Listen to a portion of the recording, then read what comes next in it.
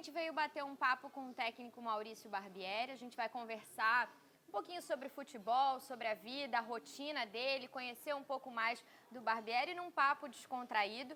Antes da gente começar, eu quero aproveitar para agradecer o pessoal aqui do Marina Barra Clube, que recebeu a gente num dia de chuva no Rio, né, atípico pra gente. E também ao Maurício Barbieri por ter esse tempinho para conversar com a gente. Como é que você tá? Como é que tem sido a sua rotina agora, sem futebol, com menos futebol? Primeiro, obrigado pelo convite, é um prazer. Não, continua com bastante futebol, a rotina é um pouco menos intensa de futebol, mas mais intensa com a família, curtindo as crianças, enfim, em casa. Mas estou acompanhando, estou vendo o que está acontecendo, estou estudando, estou me preparando para quando surgirem novas oportunidades. Como é que tem sido a sua rotina? Você que tem 4 filhos, não é uma rotina tão simples, né? Criança tem muitas obrigações, muita coisa para fazer. Quando você ganhou esse tempo um pouco mais livre para estar com a sua família, como é que tem sido? O que você tem feito? O que você gosta de fazer? Tenho tentado curtir esse tempo com eles, acompanhar eles quando é possível na academia que eles vão. As meninas fazem natação, ginástica olímpica, o mais velho faz futebol, então é acompanhar. O mais velho já está bravo porque agora eu estou em cima dele nos deveres e antes ele estava mais tranquilo, já está torcendo para eu me empregar logo de novo. Agora de futebol, você falou que não é sem futebol, que ainda tem bastante futebol. Como é que você tem feito? Você se programa para assistir jogos específicos? Tem alguma coisa que você está estudando mais? Como é que tem sido esse seu trabalho também? Eu tenho procurado acompanhar essa reta final do Brasileiro, estar estudando as equipes, principalmente aquelas que eu não tinha tanta oportunidade de estar olhando. Tenho tentado ver alguma coisa de futebol internacional também, mas não tenho dado tanta ênfase, né? Porque aí é uma realidade distinta que acaba não estando presente no meu trabalho no dia a dia. Mas sempre que possível eu tento ver de tudo. Se for possível ver campeonato argentino, alguma outra coisa, eu tento estar olhando e estar me inteirando do que está acontecendo. Você disse que está de olho na reta final do Campeonato Brasileiro. Como é que você tem visto tanto a parte de cima quanto a de baixo da tabela nesse momento? É um campeonato interessante que tem uma meiuca ali que tem gente que pode estar em cima como pode estar embaixo, né? Tá equilibrado, né? Eu acho que embaixo, tirando a equipe do Paraná, que realmente tem pouquíssimas chances, aí eu acho que ainda todos têm chances de sair, alguns estão mais próximos de entrar nessa zona desconfortável, né? Vamos colocar assim. E em cima tem um pouquinho mais definido, agora com Inter, Flamengo e Palmeiras, mas nada definido também. Eu particularmente estou torcendo para que o Flamengo consiga buscar o título. E é isso, acompanhando nesse sentido. A gente está falando de tempo, né? Que agora você tem um pouco mais de tempo com a sua família. Tempo é um artigo raro no futebol. Tanto tempo para trabalhar, em si colocar a mão na massa, né? Treinar, poder pensar em alguma coisa por conta da rotina de jogos, quanto tempo em termos de paciência, né? Porque o nosso futebol não tem paciência com os treinadores. Você acredita que esse seja o maior adversário de vocês nessa profissão? Eu acho que sim, eu acho que de uma maneira geral aqueles que comandam buscam o resultado imediato, né? A gente entende que a busca do resultado ela sempre tem que existir, o futebol é resultado, a gente sabe disso, mas eu acho que falta um pouco de paciência e consciência para entender que resultados mais duradouros por um prazo maior requerem também um prazo maior de trabalho, de consolidação de trabalho, de montagem de elenco, enfim, tudo aquilo que você consegue desenvolver num período maior, com mais qualidade, com mais dedicação, enfim, você tende a ter resultados mais duradouros, né? Eu acho que como as pessoas pensam muito no imediatismo, e acho que essa não é uma questão só do futebol, é uma questão social atual, todo mundo quer as coisas tudo para ontem, né? Você acaba trocando de treinador em função apenas do resultado e muitas vezes sem levar em consideração o trabalho, o que ele vai desenvolvendo. Você acha que, no caso do Flamengo especificamente, agora que tem essas semanas um pouco mais livres, né, seria possível ainda buscar alguma coisa? Como é que você via esse tempo que viria pela frente? Via com ótimos olhos, né? Estava esperançoso em poder ter tido a oportunidade de utilizar. Eu acho que é um momento que o treinador tem para corrigir uma série de coisas que ele vai notando naquele período em que ele não pode treinar, para implementar coisas novas, para recuperar o elenco, porque isso também, sem dúvida nenhuma, é importante. Uma coisa é você recuperar o jogador fisicamente de um jogo para o outro, mas tem o desgaste mental que acaba influenciando naqueles poucos segundos que ele tem para tomar a decisão correta, para estar equilibrado, para finalizar da melhor maneira. Então eu acho que é um período importante, acho que o Flamengo tem usado bem isso, fico feliz. Foi um furacão na tua vida? Foi bem mais rápido do que eu imaginava. A ideia era essa, fazer parte da comissão permanente e estar vivenciando esse cenário de um clube do tamanho do Flamengo, né? Porque era uma oportunidade que até então eu não tinha tido na carreira, embora já tivesse sido treinador, já tivesse enfrentado grandes equipes em campeonatos, mas realmente aconteceu mais rápido do que eu esperava. Eu acho que estava preparado, eu acho que os números e os resultados comprovam isso. Uma pena que acabou dessa maneira, mas a carreira continua e agora é olhar para frente, pensar nas novas oportunidades e quem sabe um dia poder voltar também, porque é um clube que, eu sempre disse isso, é o clube de coração do meu filho e um clube pelo qual eu tenho um carinho muito especial. Agora a gente viu o Barbieri na beira do campo, sempre muito agitado, você é um cara de personalidade forte, nunca fugia de nenhuma pergunta nas entrevistas, quando você tinha que ser firme para colocar a tua opinião, você era. Depois de toda essa experiência, agora também com uma casca maior por essa experiência, como é que você define o perfil do Maurício Barbieri treinador? Se a gente fosse fazer aqui o seu currículo, quais são as suas principais características, como é que você se define? Olha, é sempre difícil, né? Me definir, até porque é um assunto, uma questão pela qual eu não penso muito, né? Mas eu acho que sempre uma pessoa muito convicta, talvez por essa seja a sensação que vocês têm de sempre ter opinião, é porque eu sempre penso muito sobre aquilo que eu vou fazer e que eu vou falar. Você dá uma respiradinha assim antes de responder as perguntas que eu falo, o que será que ele está pensando? É isso, eu sou uma pessoa muito ponderada, né? Racional nesse sentido. Tudo para mim que tem que ter uma razão, tem que ter um porquê, por isso as minhas escolhas são sempre muito embasadas.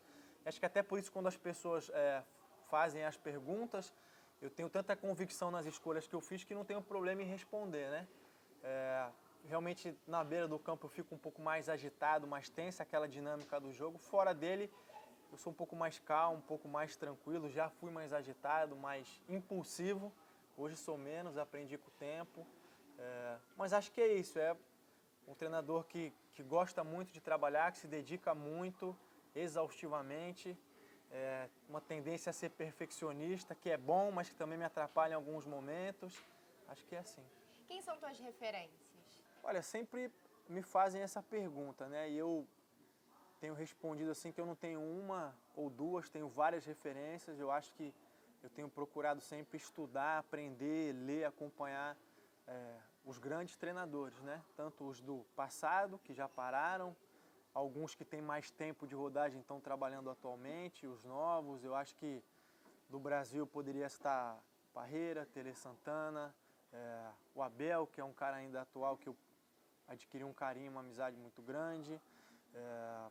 Lá de fora, o Guardiola, sem dúvida nenhuma, referência. O Mourinho, que é o oposto, também é outra referência. Tem o Klopp agora, tem o Saka, que já foi, Van Gaal. Acho que eu tenho que sempre estar procurando olhar para eles, entender o que eles fazem de bom, como eles pensam o jogo, como eles enxergam o jogo e como isso se adapta à minha maneira de enxergar o jogo. Eu acredito que todo treinador enxerga o jogo de uma maneira muito específica, que isso tem a ver com a forma como ele enxerga a vida também, né? E é o que eu tento fazer também.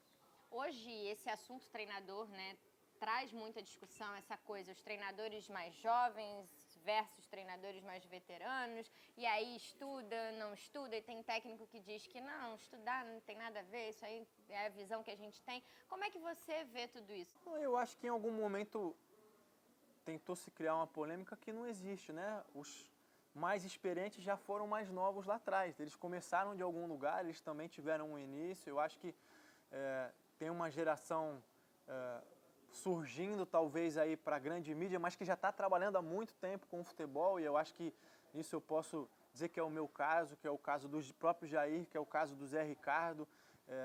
Tem aparecido nos últimos anos para a grande mídia, mas já trabalham com futebol há muito tempo, já estão nesse meio há muito tempo.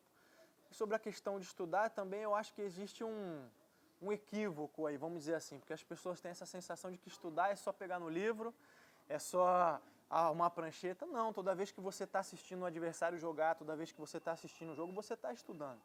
toda vez que você está olhando o campeonato internacional, está vendo quais são as tendências, o que os times lá estão fazendo, ou os times da América do Sul estão fazendo, ou os times do Brasileiro, ou da Série B, enfim, você está estudando, você está olhando o que as outras equipes estão fazendo, está buscando ideias que você pode usar no seu trabalho, está pensando sobre coisas que você poderia fazer diferente.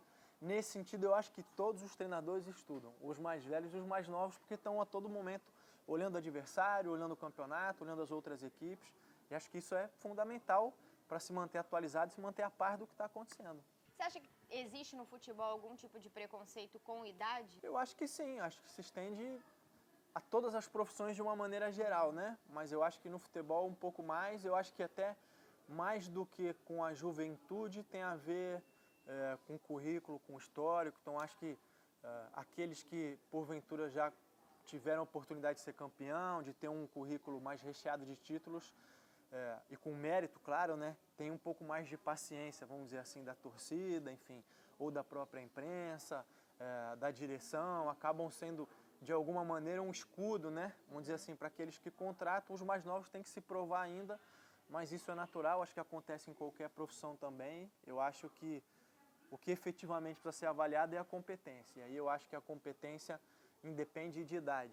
É claro que experiência e tempo de vida ajudam, sem dúvida nenhuma, todas as pessoas, mas o principal e o preponderante tem que ser a competência. E com os atletas, como é que funciona? No Flamengo mesmo, o Juan, por exemplo, é mais velho que você. Até não só os mais velhos, mas os mais jovens também. Nessa relação com atletas, a idade interfere em alguma coisa? Eles recebem bem, entendem bem?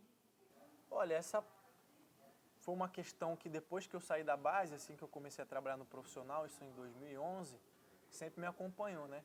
Porque se as pessoas acham que eu sou jovem agora, naquela época eu era mais jovem ainda. E sempre trabalhei com jogadores que eram mais velhos do que eu, nunca teve nenhum tipo de problema. Eu acho que o que prevalece sempre, como eu disse, é a competência. Ele precisa ter a segurança de que e perceber que eu sei do que eu estou falando, de que eu tenho convicção no que eu estou passando de informação. As coisas, a maneira da equipe jogar, o dia a dia de treino também é construído junto com os atletas, a opinião deles é levada em consideração. Eu não posso ter a ingenuidade de achar que eu vou pedir para ele fazer uma coisa que ele não acredite que é o correto. Ele não vai fazer, em algum momento ele vai caminhar para um outro lado, né? Então eu acho que é uma construção conjunta, coletiva, diária, e nesse sentido a relação sempre foi super saudável, tanto com os mais experientes como com os mais novos. Eu acho que o fato de eu não ter uma idade avançada me ajuda no trato com os mais novos, consigo falar o mesmo linguajar, às vezes ter as brincadeiras parecidas, e como eu estou nessa intermediária entre os mais experientes e os mais novos, as faixas etárias. Consigo chegar em todo mundo. Você falou que agora não está assistindo tanto futebol internacional, até pelo momento, né, da tua profissão, mas você já teve a oportunidade de fazer um estágio lá fora, né, a sua universidade, junto com a Universidade do Porto. Foi numa época que o Mourinho estava no Porto. Como é que foi essa experiência? Se fala muito também de, o técnico vai parar um tempo, vai tirar um período para estudar, ele vai para fora para se reciclar. Mas você foi no começo da tua carreira. Como é que foi essa experiência? Para mim foi uma experiência fantástica, porque eu estava terminando a faculdade, né? Estava terminando meus estudos, tive a oportunidade de conhecer outras maneiras de trabalhar, metodologias que até então eu não tinha tido contato e que eu venho carregando ao longo da minha carreira, né? Uma oportunidade muito boa de estar estudando o que estava se pensando lá, o que estava se fazendo lá. Foi um ano especial, era um ano de Eurocopa em Portugal, era um ano em que estava surgindo o Mourinho como figura efetivamente vencedora, né? Vamos colocar assim. Foi o ano que eles foram campeões da Champions. Foi um cenário propício, aprendi muita coisa, carrego muita coisa comigo até hoje. Eu acho que muito tem se falado realmente desse intercâmbio que os treinadores brasileiros têm procurado fazer lá. Às vezes vai uma semana, fica duas. Eu acho que é importante para conhecer, mas eu mesmo já disse isso em outras oportunidades, né? Ninguém vai aprender o pulo do gato em uma semana, até porque eu não acredito que exista o pulo do gato. Eu tive a oportunidade de ficar quase um ano, foram 9 meses, e foi uma coisa que me marcou muito na carreira. Você teve contato pessoal com o Mourinho? Muito pouco, porque eu não tinha muito acesso ao treino dos profissionais, a maioria eram fechados. Eu fiz a maior parte do meu estágio na base, né? Nas categorias de base, mas pude aprender e pude ver muita coisa. Vamos voltar um pouquinho mais. Como era o Barbieri jogador? Era bastante como é que eu vou dizer assim, intempestivo, explosivo, queria ganhar. Fui capitão em muitas das equipes que eu joguei, né? Já tinha essa coisa da liderança, essa coisa de trazer o todo, enfim, de assumir a responsabilidade, assim, de querer fazer as coisas acontecer, mas era muito impulsivo também, era expulso muitas vezes, brigava com o juiz muito. Foi uma coisa que eu fui aprendendo a administrar ao longo do tempo e da carreira. Até no início da minha carreira como treinador também, eu era muito mais impulsivo na beira do campo, já aprendi a administrar isso de maneira melhor, mas ainda reclamo muito, como vocês podem ver. Teve até um episódio engraçado da Libertadores, Flamengo contra o Cruzeiro, que eu estava reclamando muito, e o mano virou pro banco e falou assim, caramba, reclama mais que eu, porque ele também tem essa característica de reclamar bastante, mas é uma coisa que eu estou administrando melhor. Se sentiu até confortável, mano, do seu lado, né? Eu te pergunto isso porque eu queria saber, quais as características que você acha que são primordiais para um cara ser um excelente jogador? Na tua visão, quando você olha, começa a conhecer um elenco, você pensa, esse cara ele tem tudo para ser um grande jogador. Que características você observa, assim, de primeiro momento? Pergunta difícil. Eu acho que é um conjunto de fatores, né? Eu acho que tem a questão técnica, tem um pouco a questão física, eu acho que um pouco menos, mas elas se contrapõem, então se a técnica não é tão apurada, a questão física precisa prevalecer. Mas eu acho que, sem dúvida nenhuma, para ser um grande jogador, um fator que é primordial, que pesa, é personalidade, né? E aí, quando eu digo personalidade, é essa capacidade de lidar bem com a frustração, porque é um esporte em que você constantemente está se frustrando, né? É um dos esportes onde a previsibilidade do resultado é menor, né? Então tem muita zebra, enfim, nem sempre a melhor equipe acaba sendo aquela que ganha. Então acho que essa capacidade de resiliência, de determinação, de lidar com a frustração, de não desistir, de assumir a responsabilidade nos momentos difíceis, eu acho que essa é uma das capacidades que separa os bons dos grandes. E acho que é um fator, sem dúvida nenhuma, determinante. Vamos fazer um momento Barbieri Manager. Te dei aqui todo o dinheiro do mundo, você pode contratar um jogador para o teu time. Qual jogador você pegaria agora, assim, nesse momento? De qualquer lugar, qualquer posição. E você tá rico, você tem qualquer dinheiro para contratar. Tem vários, né? E aí muitos de nome, só tem dinheiro para um.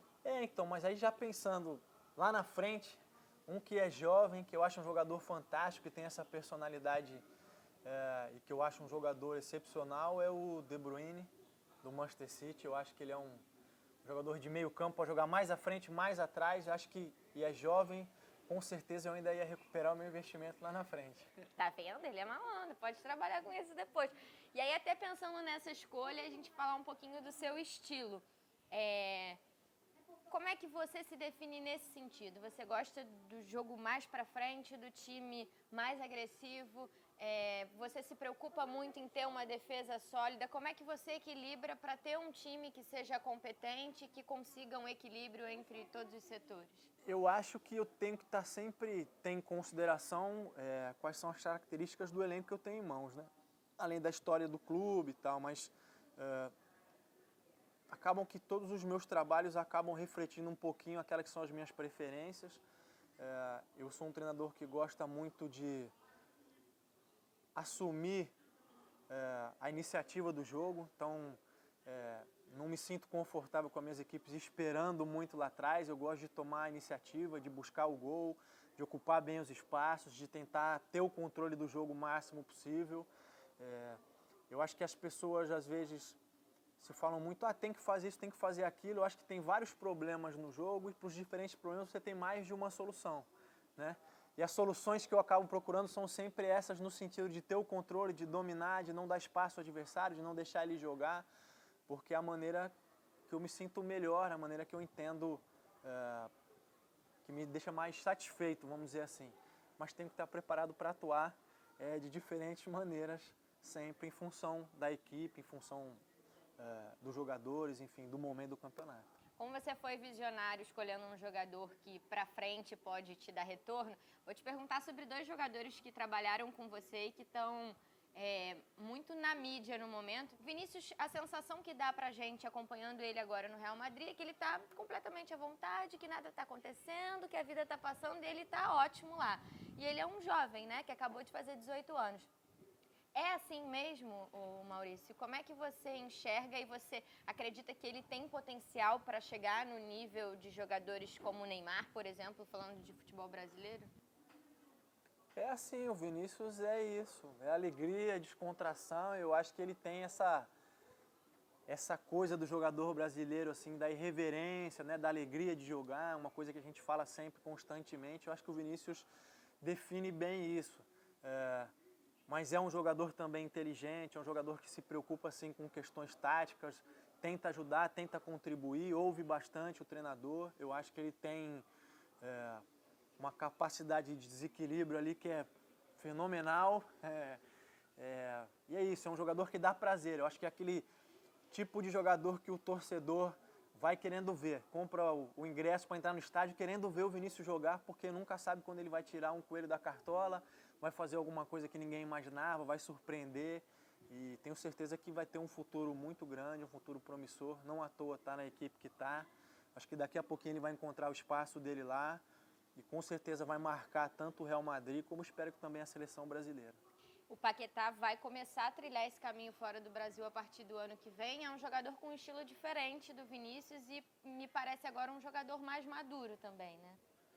Eu acho que sim, eu acho que o Paquetá vem amadurecendo muito ao longo do ano, né? Apesar dele ter tido oportunidades no final do ano passado, ele ainda não tinha tido um ano jogando em sequência, viver os altos e baixos da carreira e ser aplaudido em alguns momentos, até vaiado como ele chegou a ser no jogo contra o Ceará, embora eu acho que não tenha sido justa a vaia, porque ele fez um grande jogo, infelizmente não conseguiu colocar a bola para dentro. Eu acho que tem amadurecido bastante, é um jogador também que tem um pouquinho dessa alegria do Vinícius, também está sempre descontraído, está sempre...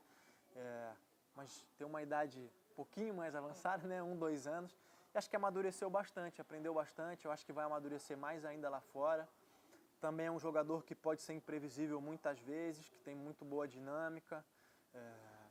Também acho que vai ajudar tanto a equipe dele como a seleção nos próximos anos. Umas rapidinhas agora sobre futebol. Barcelona já foi o time sensação do mundo, todo mundo queria ver o Barcelona, as crianças usavam camisa do Barcelona. Nesse momento, qual é o time sensação para você? Eu acho que o mais próximo do Barcelona, até por ter o mesmo treinador, é o City, né? Não tem dúvida. A maneira de jogar, enfim, a maneira de controlar os jogos, de buscar o resultado. Eu acho que é uma equipe que joga sempre bem.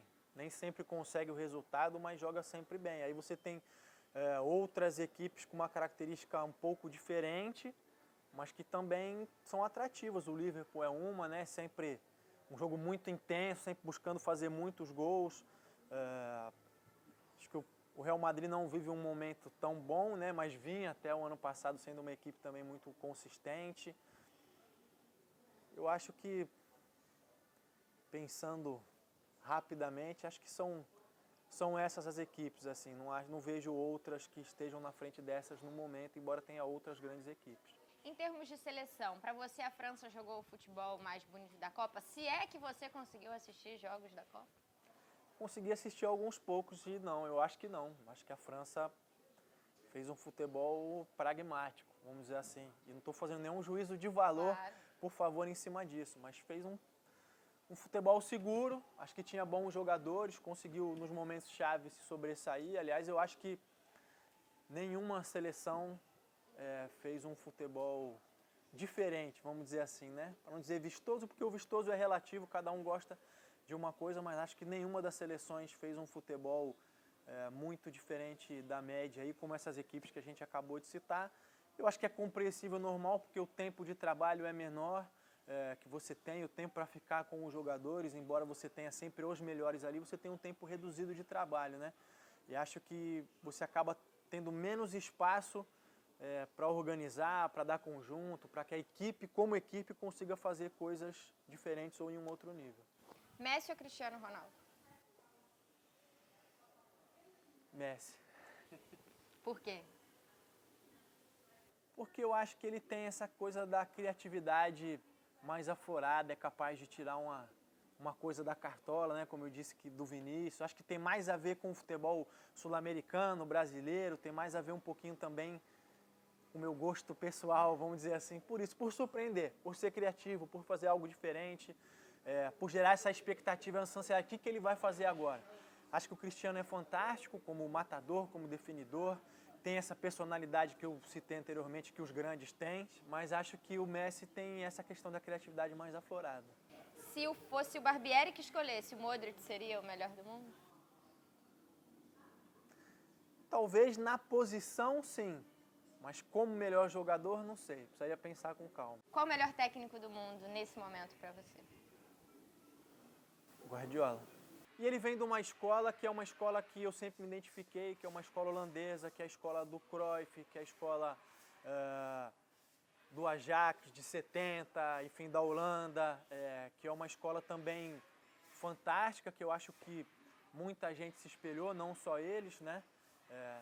E é uma escola que se aproxima um pouquinho da escola brasileira, com outra característica um pouco diferente, mas que aproxima um pouquinho. Eu acho que a união dessas duas escolas aí é o que influenciam muito o meu trabalho e nele eu identifico isso. A gente está chegando ao fim e a gente vai terminar falando um pouquinho de futuro.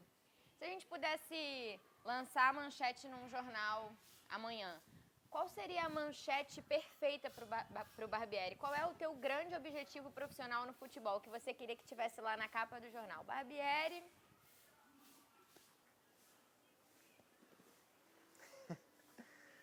Não sei, eu acho que talvez fosse vence e convence. Porque para mim é importante vencer bem, vencer jogando bem, apresentando um bom futebol. Para mim é importante. Eu sei que muitas vezes não é possível.